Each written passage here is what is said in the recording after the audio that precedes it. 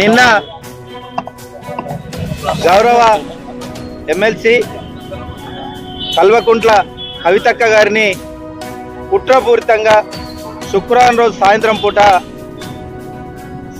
వాళ్ళు మొత్తంగా ఇల్లు వెతుకుతాం సోదా చేస్తామని చెప్పి వచ్చి సాయంత్రం ఉన్న పలంగా అరెస్ట్ చేయడాన్ని మేము తీవ్రంగా నిరసిస్తూ ఈరోజు ఇక్కడ రాస్తారోకో చేసి నిరసన తెలపడం జరిగింది.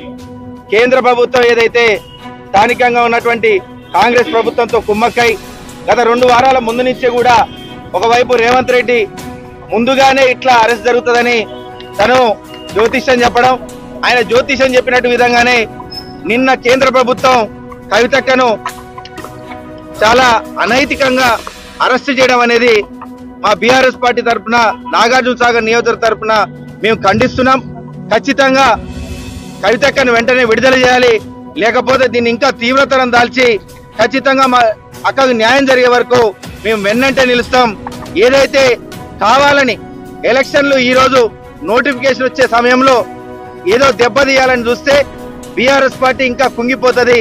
తద్వారా ఎలక్షన్లో లాభం పొందొచ్చని వాళ్ళు ఏదైతే అనుకుంటున్నారో వాళ్ళు ఖచ్చితంగా దీన్ని వాళ్ళు వెనకడుగు వేస్తారు. ప్రజలు ఖచ్చితంగా దీనికి బుద్ధి చెప్తారు.